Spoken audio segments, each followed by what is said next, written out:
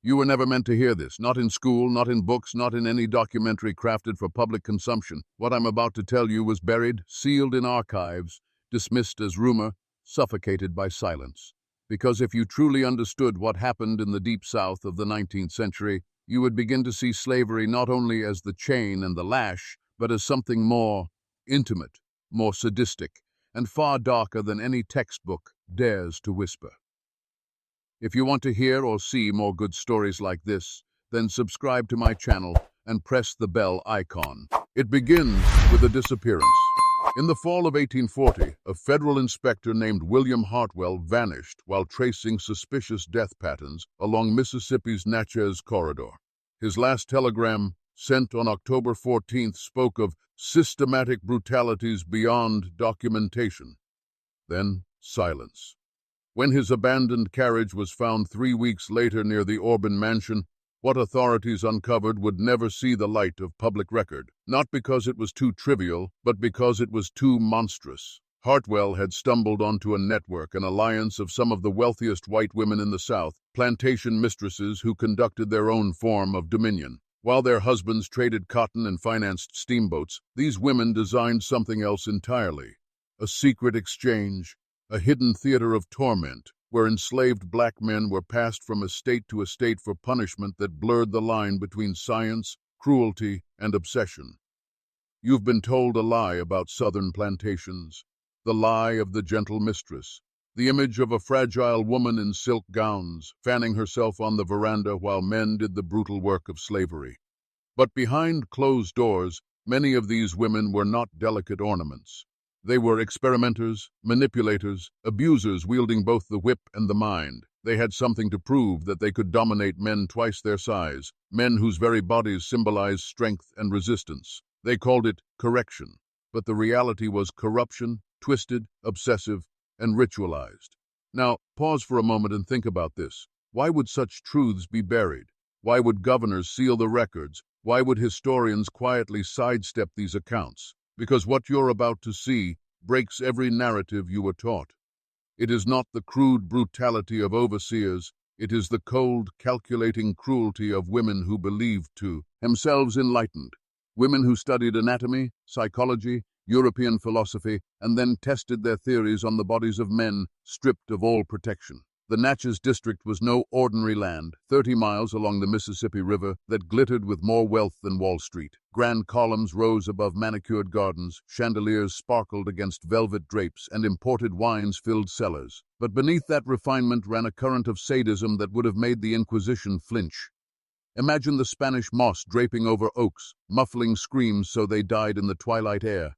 Imagine the Mississippi itself swallowing bodies no one dared to acknowledge. This was not just slavery, it was experimentation disguised as punishment, theater disguised as discipline, power disguised as femininity. I will not sanitize this. If you keep listening, you will walk through the iron gates of those plantations. You will see what Hartwell saw, what officials later buried. And once you see it, you cannot unsee it. Because the abuse of enslaved men by white women is one of America's most forbidden chapters. It disrupts the myth of the passive mistress. It exposes that cruelty is not confined to men with whips, but thrives in anyone who believes power grants them the right to treat another human being as an object. And it forces us to look at slavery not only as economics or politics, but as a psychological theater of domination, where desire, repression, and sadism all collided. This story is not safe. It was never meant to be safe, but neither is truth. So take a breath, grip your chair, because we're about to descend, layer by layer, into a hidden underworld of control, corruption, and cruelty. And once you step through this door, you'll understand why it stayed sealed for nearly 2 centuries. They called themselves ladies of refinement. Society hailed them as paragons of grace. But if you peel back the curtain of polished manners and perfumed halls, you see the truth. These women were architects of domination, intellectual sadists who cloaked cruelty in the language of science, philosophy, and social order. The Natchez district was their empire. Imagine a 30-mile stretch of riverbank dripping with unimaginable wealth. Cotton here was more valuable than gold. The air carried the scent of magnolia, but also the sweat of 3,000 enslaved men, women, and children who made that wealth possible. From the outside, the 7 families appeared untouchable, Southern aristocracy with fortunes rivaling northern bankers, their mansions crowned with columns like temples to their power. The Vandenbergs, the Dabneys, the Pembrokes, the Vanderhorsts, the Fairfaxes, the Hawthorns, the Belmontes. 7 names, interlocked through generations of marriage and money, forming a dynasty that operated like a hidden government. Their men controlled trade, steamboats, and banks. Their women controlled flesh, minds, and terror. Together, they crafted a system so airtight that no outsider dared intrude. Now, pause and consider. Why the women? Why did mistresses, not masters, shape this particular darkness? Because the men were often away, conducting business in New Orleans, Memphis, or New York.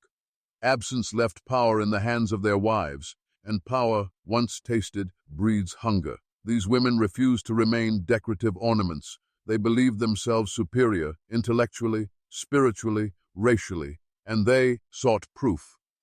Proof that their theories of hierarchy, control, and human breaking were not just ideas in books, but living experiments carved into the bodies of enslaved men. Charlotte Vandenberg led them. At 45, she was the most educated, fluent in French and German, a voracious reader of European philosophy. She filled her private library with Voltaire, Kant, even obscure medical treatises on anatomy and psychology. In her letters, hidden for decades, she described her enslaved men not as humans, but as material subjects to be tested, molded, reshaped. Her mansion at Elmwood became both a home and a laboratory. Eleanor Dabney followed. Known for her scientific mind, she corresponded secretly with physicians in Charleston, trading observations about anatomy and behavior. She documented everything: weather patterns, crop yields, and, chillingly, what she called behavioral fractures in enslaved men after specific punishments. To her, suffering was data. The younger women contributed their own obsessions. Victoria Pembroke consumed European anthropology and wrote theories about racial hierarchy. Constance Vanderhorst fixated on social engineering, the idea that a man's will could be bent through systematic pressure and reward. Isabella Fairfax, Henrietta Hawthorne, Lucinda Belmonte each brought curiosity that spiraled into cruelty. They didn't see themselves as monsters, they saw themselves as pioneers, and that self-deception made them infinitely more dangerous. Understand this: the brutality of men often ends in the lash, the chain, the gun. Direct, physical, undeniable. But the brutality of these women was different. It was methodical, psychological, calculated to not only wound the body, but to break the mind, severing a man's identity from within. Picture it: enslaved men forced to work not just in fields or mills, but as unwilling participants in what the mistresses called correctional exchanges. A man would be sent from one plantation to another, not for labor, but for punishment designed to unravel him. Each woman contributed her own method. Each house became a chamber of humiliation, experimentation, or torment. The exchange meant no man ever knew where he would be sent. No man knew what awaited him next. That uncertainty itself became a weapon. This system ran for years, concealed beneath lace curtains and silver tea sets. To society, they were refined hostesses. In private, they were orchestrators of fear. Their victims were not just enslaved bodies. They were fathers, husbands, sons, men whose families depended on their strength. And that is where the cruelty deepened. Because the mistresses discovered something terrifying. The fastest way to break a man was not through his own suffering, but through the suffering of those he loved. They began experimenting with family bonds, punishing wives to force obedience from husbands, threatening children to silence rebellion, twisting affection into chains more powerful than iron. What they learned would later echo in prisons, in interrogation rooms, even in modern psychological warfare. Pain is temporary, but when you weaponize love, you control the soul. This was not random sadism, it was systemic. Planned, recorded, hidden in journals that officials would later bury. Why? Because exposing it would not only disgrace those families, it would shatter the myth of the South itself, the myth of gallantry, of noble women guarding civilization. If the truth emerged that these women were architects of sadism, the entire foundation of white Southern honor would crumble. So, the records were sealed. Hartwell's findings disappeared, and history was rewritten, edited clean of this darkness. Generations grew up never knowing. You, right now, were never meant to know. But knowledge does not stay buried forever. It leaks, it whispers, it claws its way back from the grave, and tonight, as you listen, you are stepping into the shadows that governors and historians tried to erase. Think carefully. If this is what they hid about the past, what are they hiding about the present? If plantation mistresses could build a secret system of psychological domination in the 1840s, what systems are operating today, polished, polite, unseen, that shape your own life without your consent? This story is not just history. It is a mirror, a warning, a revelation that control is never where you think it is, and the greatest dangers are often cloaked in refinement, in civility, in beauty. And as we continue, the veil will only tear wider. The screams you were never meant to hear will echo louder, and you will understand why men like Hartwell vanished when they looked too close. Hartwell was not a fool. He had inspected mills in Pennsylvania, mines in Virginia, and frontier outposts along the Ohio River. He had seen brutality before, but what he encountered in Natchez defied even his most hardened expectations. It wasn't just death, it was patterns of death. Men vanishing without explanation, graves appearing on plantation edges with no official records, families shattered overnight, women left without husbands, children suddenly fatherless. Something was happening beyond the reach of standard plantation cruelty. At first it came as rumor, whispers carried by enslaved field hands who spoke in half-sentences, fearful of invisible ears. A man was taken at night from his cabin, another was told he'd be sent upriver for correction. They did not return, and those who did came back different, silent, hollow-eyed, bodies scarred not only by the whip, but by implements Hartwell could not immediately recognize. The most chilling part? None of the overseers admitted involvement. When pressed, they looked away, muttered excuse, or simply refused to speak. The silence was orchestrated. One night, Hartwell followed the trail himself. Through the dense fog of the Mississippi lowlands, he tracked the faint lantern light that wound toward the Orban mansion. What he found was not a work detail, but something closer to ritual. Enslaved men, shackled and stripped, were marched into the rear wing of the estate, a wing the neighbors claimed was used only for private gatherings of the mistresses. From a distance, Hartwell could hear muffled cries, sharp commands spoken in the clipped voices of women, and a strange rhythm, metal striking wood, leather striking flesh, punctuated not by rage, but by calm, deliberate instruction.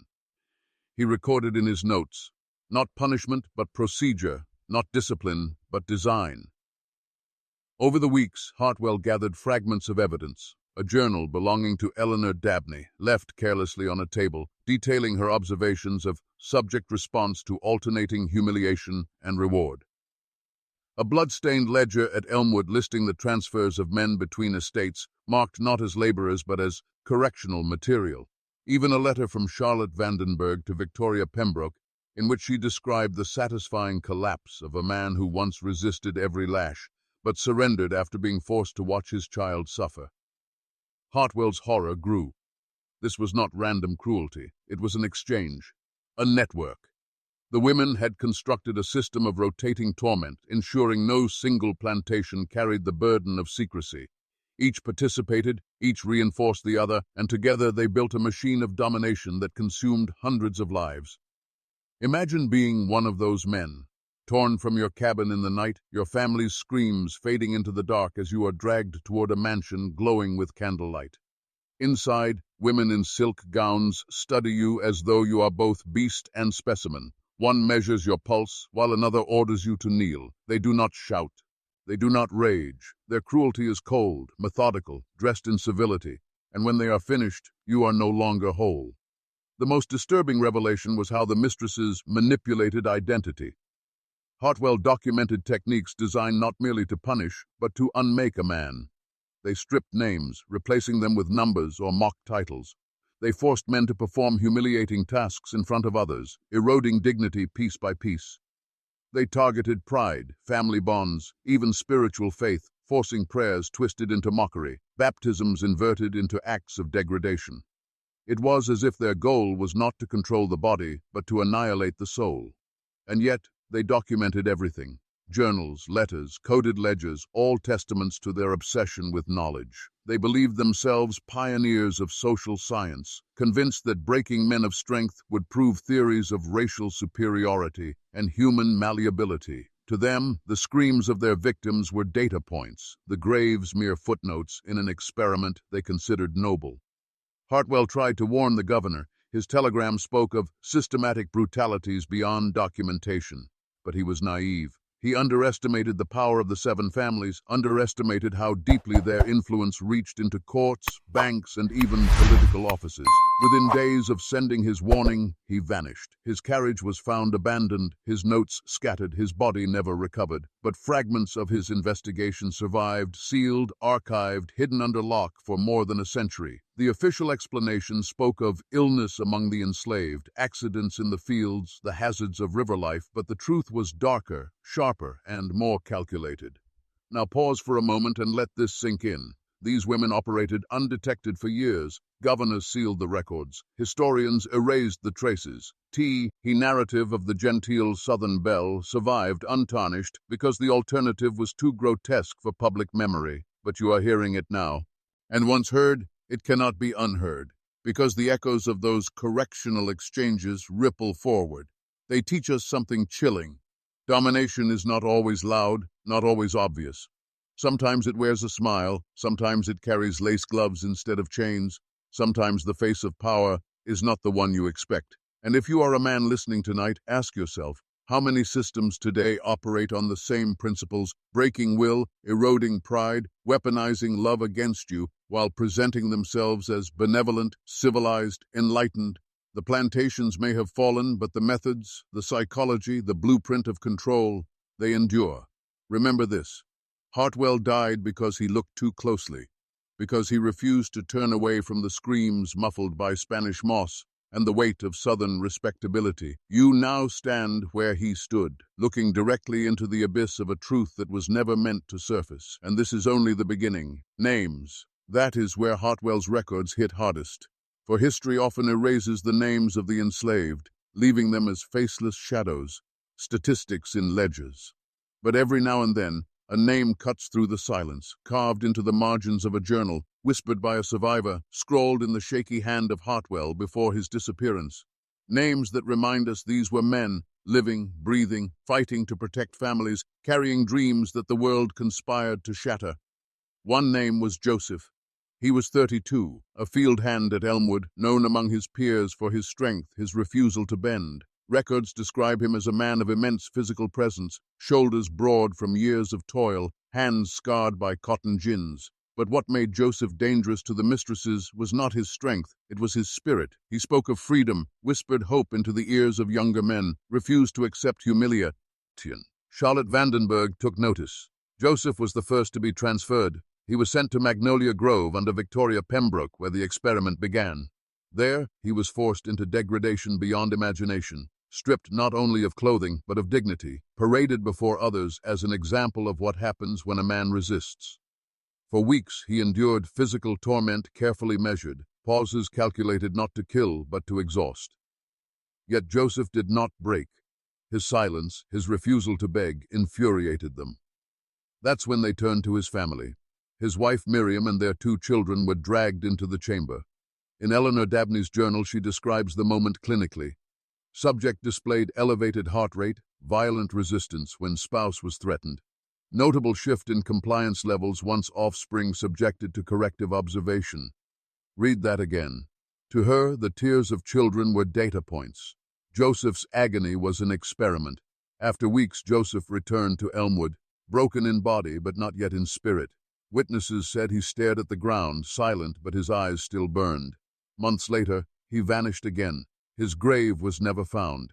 Another name, Samuel, 24, newly married, father to a newborn. His strength was not physical but vocal. He sang in the fields, spirituals that lifted the hearts of the weary. His voice carried hope, defiance. That too made him dangerous. Hope spreads like wildfire, and the mistresses feared fire. Samuel was sent to Cedar Hill under Constance Vanderhorst. There, his voice was targeted.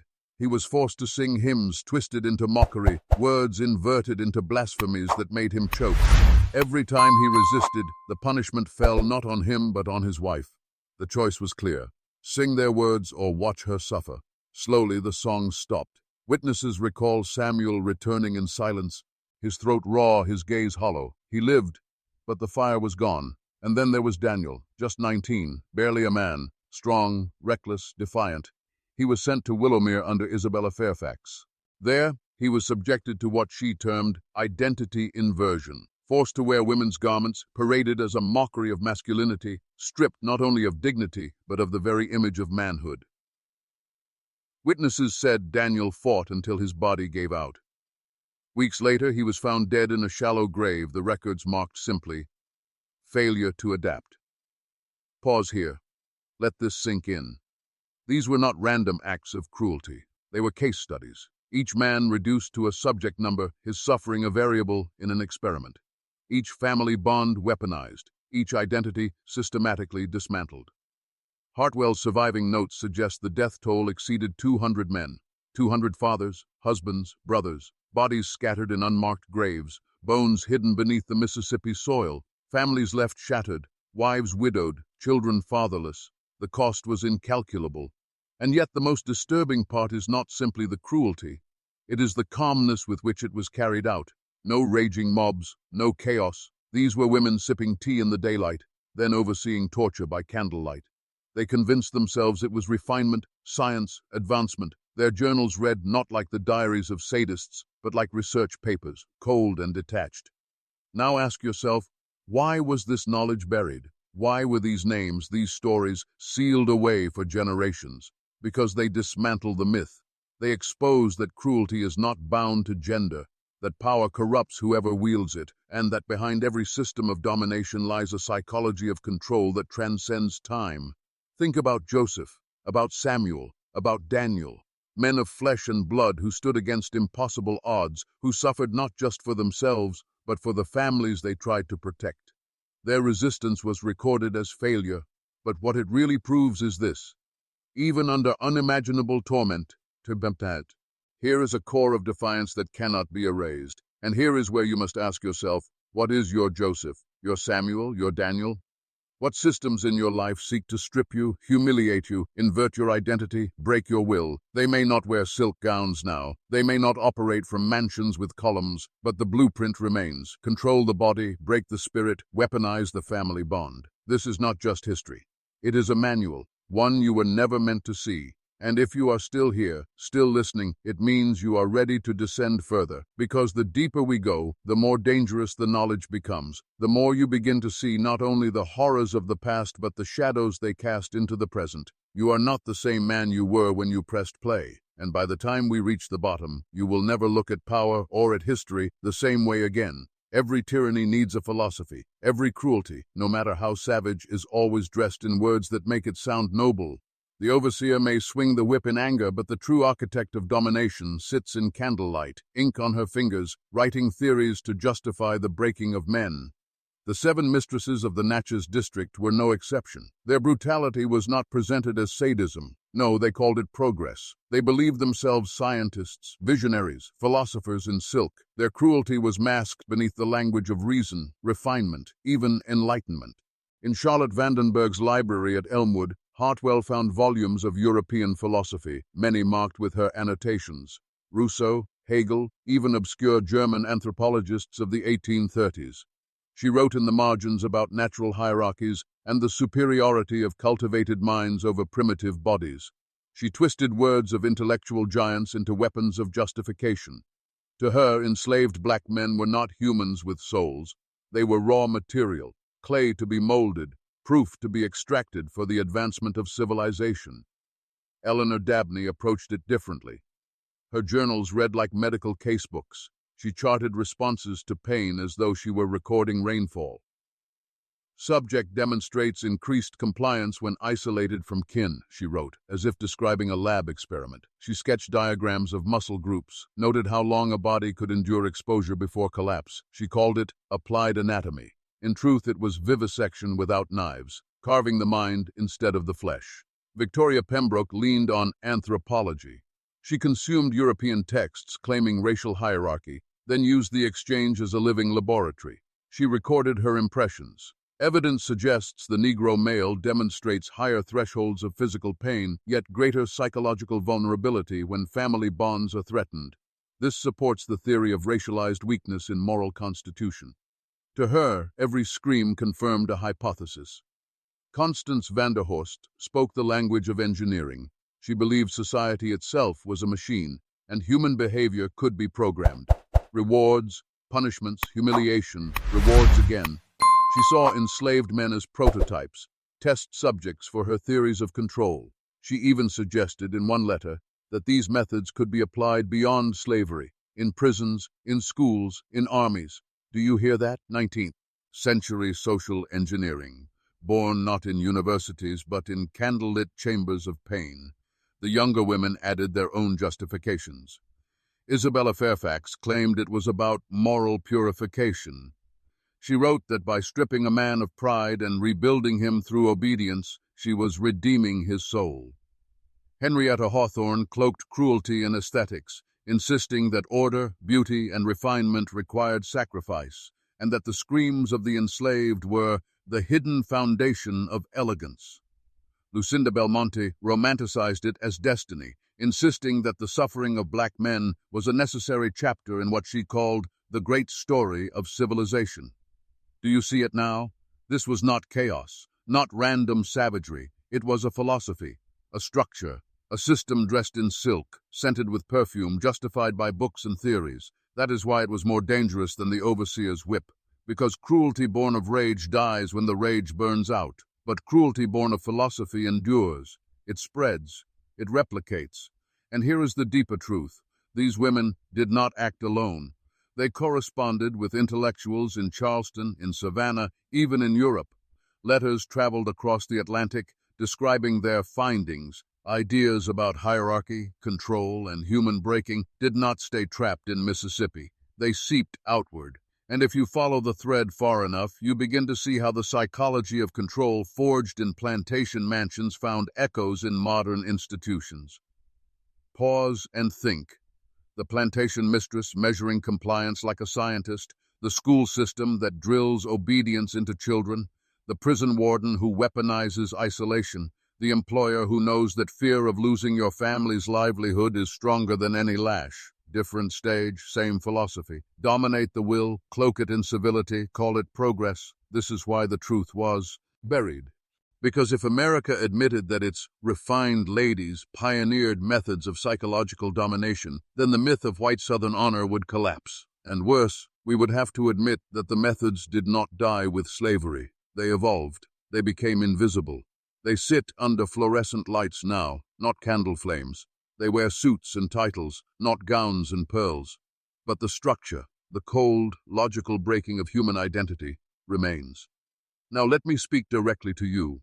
You may think you are free, that you are your own man. But how much of your life is controlled by systems you never questioned?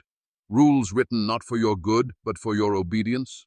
How many times have you been silenced not by chains, but by fear of losing what you love, your job, your reputation, your family's stability? Do you see? The plantation is gone, but the method has survived.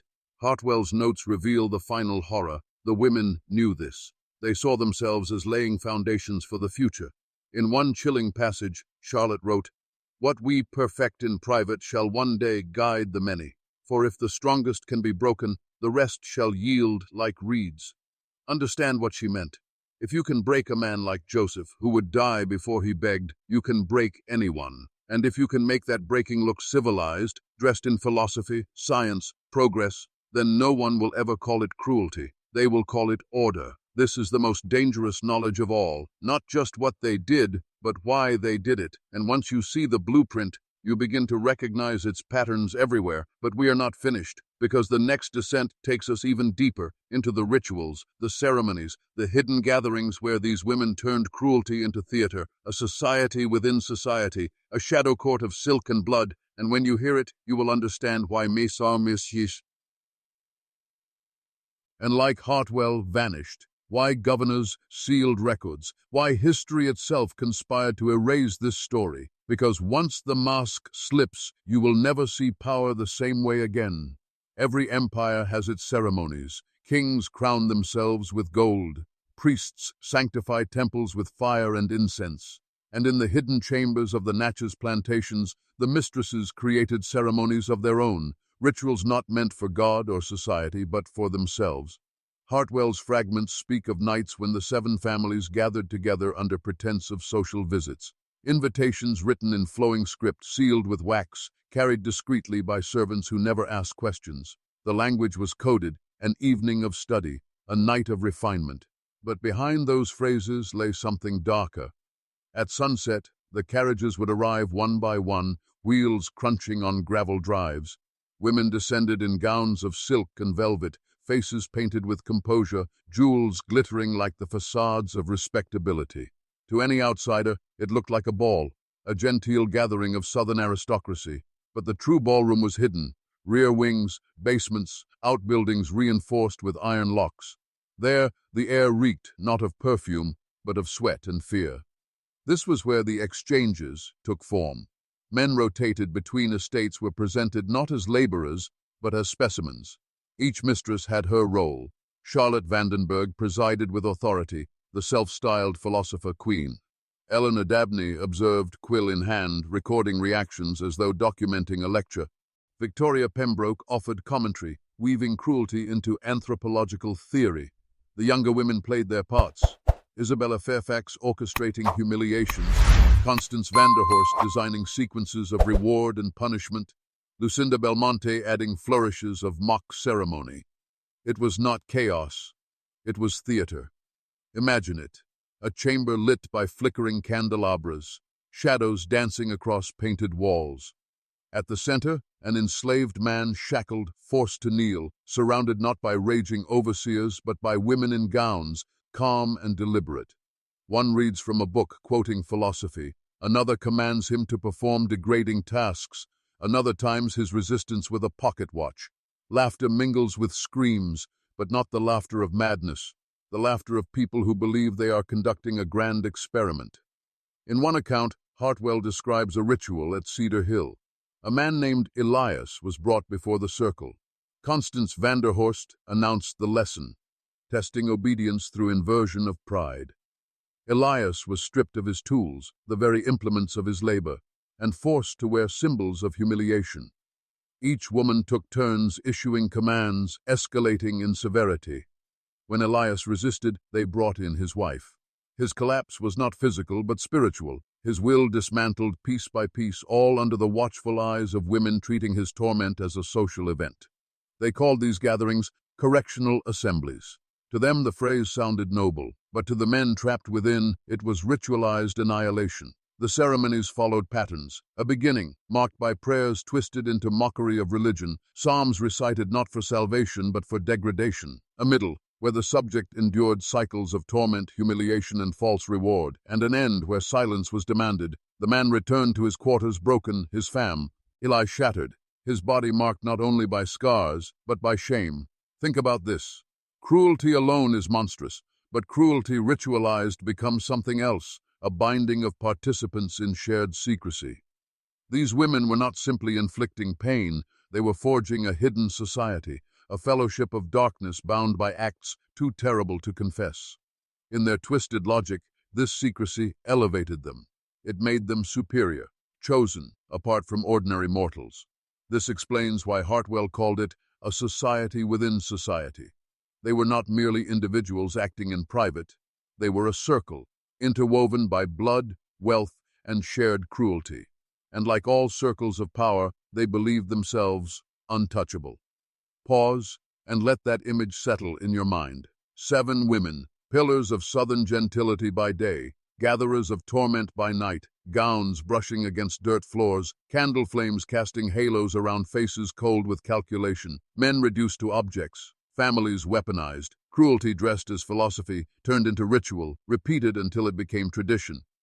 Now ask yourself, why ritual? Why not simply punish in secret, individually? Because ritual binds. Ritual transforms cruelty into meaning. Ritual allows participants to silence doubt by cloaking actions in a greater purpose. And perhaps most chillingly, Ritual creates continuity.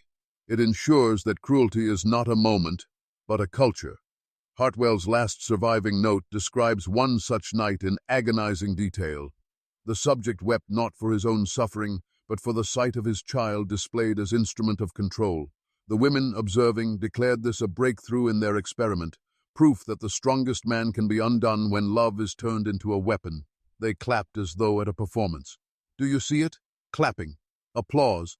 They turned destruction into entertainment. And here is the thought, yes, you cannot escape. If cruelty can be turned into ritual, and ritual into entertainment, then it can be passed forward. If people could sit in silk gowns and applaud the breaking of a man, what does that say about the systems we inhabit today? What rituals exist now, polished and accepted, that quietly strip dignity from human beings? What theaters of humiliation are we complicit in, blind because they are presented as order, progress, or even entertainment? History buried these rituals, but the method remains. Ritualized cruelty is still with us, in boardrooms, in classrooms, in courts, in prisons. You may not hear the screams, but the breaking of men continues. The audience has simply changed, and if you've made it this far, you've already felt the descent. Each revelation pulls you deeper, each detail forces you to confront truths long hidden. This is not just about slavery. It is about power itself, how it cloaks itself, how it sustains itself, how it ritualizes cruelty until no one dares speak against it. The next step down is darker still, because while the Assemblies shattered men, they also birthed a philosophy of inheritance. These women believed what they created must be preserved, passed on, not just through journals and letters, but through bloodlines, teaching daughters, shaping the very culture of control. And when you hear what came next, you will understand why silence was enforced for generations. Power never rests. It reproduces itself. And the Mistresses of Natchez understood this with terrifying clarity. They were not content to indulge in their assemblies as passing indulgences. No, they believed they were constructing a system that must endure beyond them, that cruelty itself must be institutionalized through inheritance. Their gatherings were not only performances of domination, they were lessons. Their daughters watched. Their nieces listened. Young women sat in corners of those dimly lit chambers, eyes wide, lips sealed, absorbing rituals as though attending a finishing school no one would dare describe in public. Hartwell's recovered fragments mention coded phrases whispered among servants. The girls are being prepared. Prepared for what? Prepared to continue. Prepared to carry forward the system of humiliation not as an aberration but as legacy. The mistresses treated cruelty the way nobles treated art, passing down brushes and canvases. Except here, the brush was pain, and the canvas was human flesh. Charlotte Vandenberg, always the philosopher, once wrote in her private papers, "The male body is clay. The will of a man, once broken, demonstrates the natural superiority of refined women. To abandon this knowledge would be to abandon our birthright." Think about that. She did not see cruelty as accident or weakness. She saw it as birthright. This explains why their methods grew systematic. They documented everything, not just punishments, but responses. Which humiliations shattered pride fastest? Which family bonds proved strongest? Which forms of isolation broke a man's spirit without leaving marks? Each discovery was carefully recorded in journals disguised as household ledgers. To an untrained eye, they appeared as inventories of cotton yields or weather notes. But between those lines were codes, records of experiments not with crops, but with souls. What chills the blood is that this documentation survived, not in public archives, but buried in private collections, sealed away in attic trunks of old mansions, eventually surfacing when estates fell into ruin. Hartwell glimpsed some of them, enough to realize what he was uncovering was not simply a story of abuse, but a curriculum. Because what happens when cruelty becomes curriculum? It spreads, it mutates, it embeds itself not just in families, but in the very fabric of culture. These women saw themselves not merely as tormentors, but as engineers of power. And like all engineers, they thought of the future. One account describes Eleanor Dabney instructing her teenage daughter during a ritual. The child, barely 15, was told to give the command, to order a grown man twice her age to humiliate himself. When he hesitated, she was coached to raise her voice, to maintain composure, to relish the authority. Witnesses later said the girl smiled, not out of malice, but out of pride, as if she had been initiated into adulthood. That smile was the true inheritance, the normalization of domination. And here is the truth you were never meant to hear. The inheritance was not just confined to daughters. It seeped into institutions. Husbands, when told fragments of what their wives conducted, did not recoil. Some were amused, some intrigued. A few even adapted the methods into their own oversight of plantations. Techniques of humiliation, psychological control, manipulation of family bonds, all were folded into the broader machinery of slavery, ensuring maximum productivity through maximum subjugation. This is where the story expands beyond the 7 estates. What began as secret assemblies became whispers among the aristocracy, quiet recommendations at dinner tables, veiled advice exchanged between families. And before long, methods once confined to hidden chambers were echoed across the South, not with the same ritualistic flair, but with the same cold effectiveness. Cruelty was systematized. The inheritance spread. Now pause and consider what this means. The abuses you've heard were not only individual acts of depravity, they were seeded into culture, passed down in bloodlines, codified into management strategies, embedded into the DNA of institutions that would outlive the women themselves. And here is where I ask you, not as a viewer, but as a man, to look directly into the abyss. How many of the systems you live under today were birthed from similar inheritances? Control techniques disguised as science, humiliations framed as discipline, rituals of domination presented as tradition. The methods may have changed, but the inheritance remains. This is why you cannot treat history as something past. History is never past. It is present, flowing through the veins of institutions, lurking behind polite facades. These women are long gone, their mansions decayed, their names etched into fading headstones. But their inheritance, the belief that control must be preserved, that domination must be refined, still whispers through corridors of power. And now you face the forbidden truth. When cruelty becomes inheritance, it does not die. It evolves.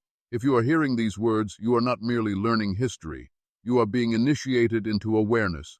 And I need you to anchor this awareness. Right now, type in the comments. The blood remembers. The blood remembers.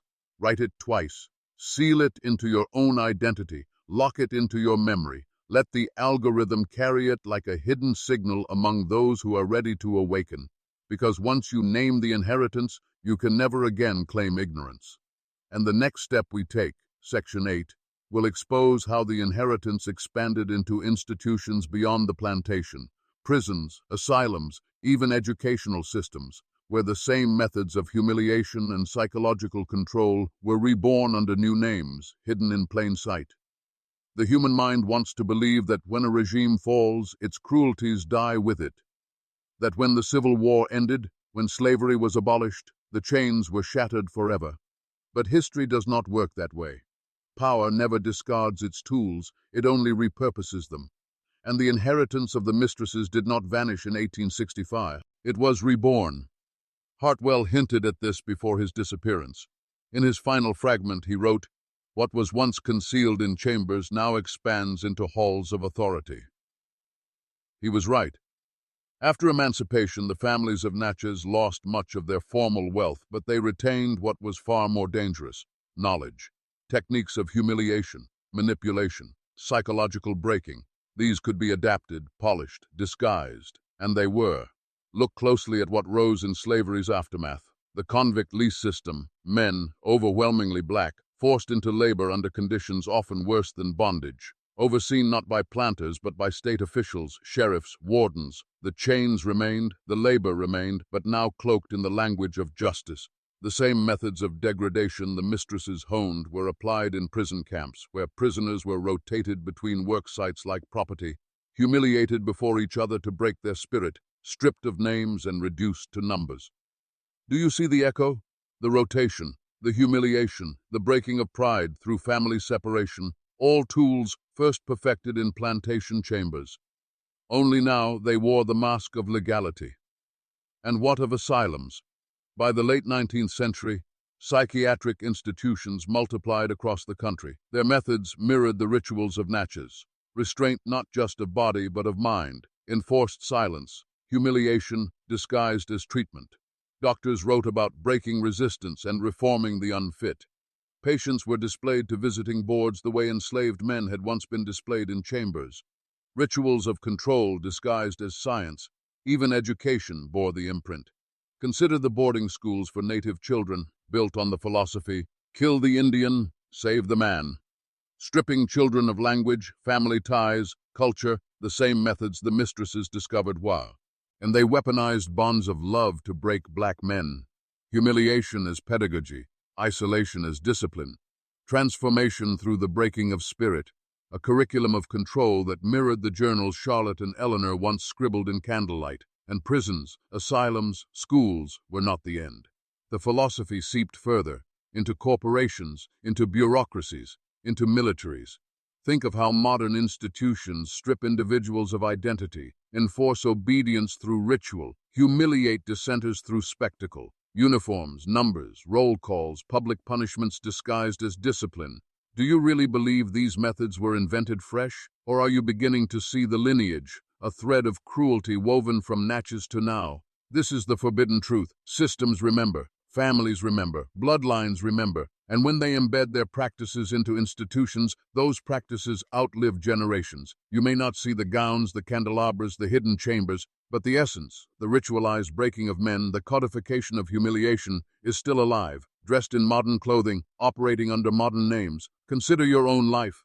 Have you ever felt the cold weight of an institution pressing down on you, demanding submission, stripping you of dignity under the guise of procedure?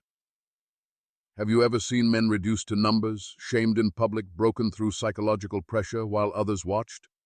That is not accident. That is inheritance. Hartwell warned us, though his voice was silenced.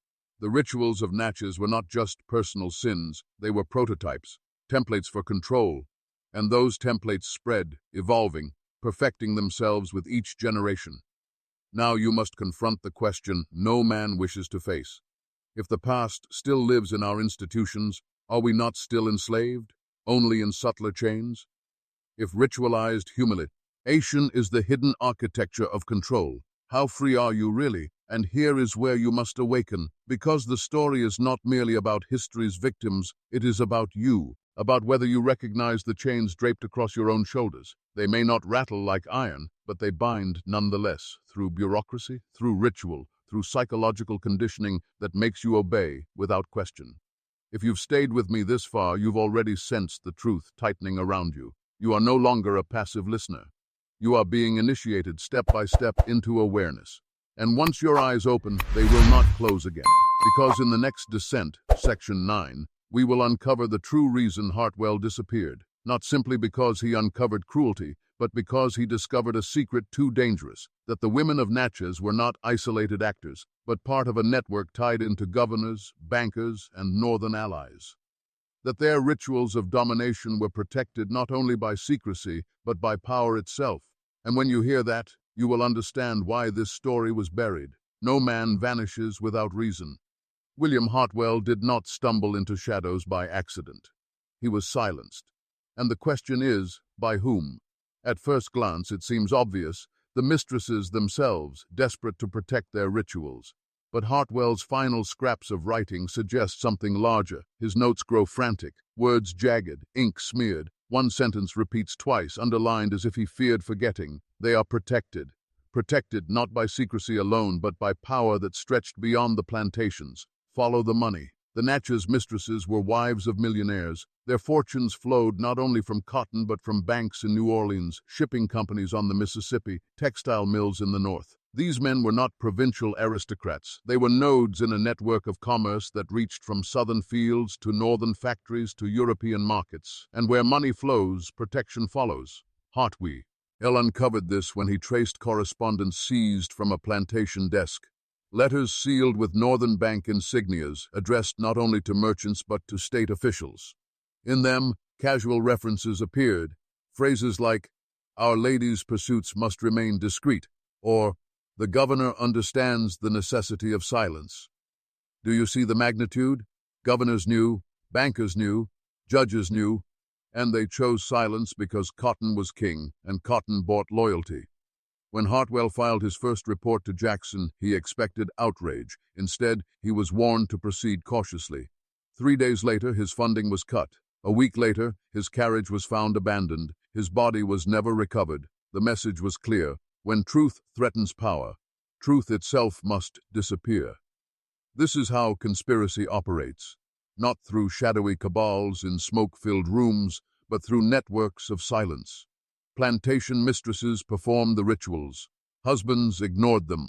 Governors sealed the records. Bankers shielded the families. And northern industrialists, profiting from slave-grown cotton, looked the other way. Each layer insulated the next. Each ensured that the inheritance of cruelty would survive unchallenged. Think about that. The most disturbing acts of domination in antebellum history were not hidden by chance. They were buried by design, covered by institutions that pretended to defend morality while quietly feeding on profit. And ask yourself, is that pattern gone, or do you still see it today? Governments sealing documents for national security, corporations burying abuses under confidential agreements, elites shielding each other while the truth rots in locked archives. The structure has not changed, only the names have. This is why Hartwell had to vanish. He was not just an inspector. He was a threat to the system of silence. He tried to drag into daylight what was meant to remain in shadow, and power does not forgive that kind of rebellion. The governor's orders after his disappearance were chilling in their precision. All documents sealed, all inquiries terminated, all rumors suppressed. Newspapers that hinted at scandal were quietly bought, their editors pressured into silence. Local clergy preached restraint, urging congregations not to indulge in idle speculation. Every possible outlet for truth was plugged, until all that remained were whispers carried by frightened servants and fragments locked in private trunks. But fragments survive, and fragments, when pieced together, reveal the outline of conspiracy. Here is the truth. The mistresses were not aberrations. They were instruments. The inheritance they preserved was protected because it served a larger purpose, a laboratory of control whose methods could be adapted, studied, and folded into the very systems of governance and commerce that still rule your life. Their cruelty was not merely tolerated, it was useful. Now pause and let that sink in. Power does not protect cruelty out of mercy. It protects cruelty because cruelty is a tool, a weapon, a method of maintaining order. And those who wield power understand that better than anyone. So ask yourself, if Hartwell could vanish in 1847 for uncovering what he did, what does that mean for the truths we are forbidden to speak today? How many modern Hartwells have disappeared, discredited, or destroyed because they dared reveal the machinery of domination? The inheritance of silence is as powerful as the inheritance of cruelty. And here is the thought, too. Hat chills the soul. If you are hearing this, you are trespassing into dangerous territory. You are walking the same path Hartwell walked, staring into secrets designed to remain buried. You may feel the weight already, that sense of unease, that tightening in your chest. That is the shadow of power pressing against you, whispering, "Do not look deeper." You have followed me this far, through hidden chambers, through rituals of humiliation, through inheritance and conspiracy. Now you stand at the threshold of truth, the truth you were never meant to see. The story of the Natchez mistresses is not merely about slavery. It is not merely about cruelty buried in archives. It is about power itself, and the way power learns, evolves, and survives. Because the inheritance did not end in 1847. It did not end with Hartwell's disappearance. It did not end with the Civil War. It is still here. Look closely at the systems around you. The prison complex that swallows men whole, stripping them of names, turning them into numbers. The corporate machine that humiliates workers, binding them in rituals of obedience, stripping identity in exchange for wages. The military drills that reduce individuality to ash in the name of discipline. The bureaucracies that break families apart, that humiliate the poor under the guise of assistance. Do these not echo the rituals of Natchez? Humiliation as control, ritual as enforcement, obedience through psychological breaking. These are not accidents, these are inheritances. The women of Natchez believed cruelty was a science. They wrote it, refined it, passed it on. And when their mansions fell, when their wealth crumbled, their knowledge was absorbed into larger systems, systems that outlived them, systems you live inside today. Here is the forbidden truth. You are still inside the chamber. The gowns and candelabras are gone, but the rituals remain. You are still rotated, tested, humiliated. You are still observed by elites who measure your breaking point, who exploit your family, your pride, your fear. The plantation never died. It simply changed costume. That is why Hartwell vanished, because he glimpsed too much, not only the cruelty of 7 mistresses, but the blueprint of an empire. He realized that what he saw in Natchez was not an isolated horror, but the prototype of control itself. And prototypes are never meant to be exposed. And now you have seen it too. This is the moment of awakening. A man who sees the chains is no longer a slave, but a man who refuses to see will serve until death. Which will you be? I told you this was dangerous knowledge, knowledge that shifts the way you look at the world, knowledge that makes silence impossible. Now you understand why this story was buried, why the records were sealed, why Hartwell's body was never found, not because the past was too shameful, but because the past is not past. You carry the choice now, to look away, return to comfort, and forget what you have heard. Or to carry the awareness, to live with eyes open, to recognize every ritual of humiliation for what it truly is. An echo of Natchez, a continuation of inheritance. But know this, once you see, you cannot unsee. Once you awaken, you cannot go back. If you feel the fire in your chest, if you know this truth has branded itself onto you, then claim it. Seal it.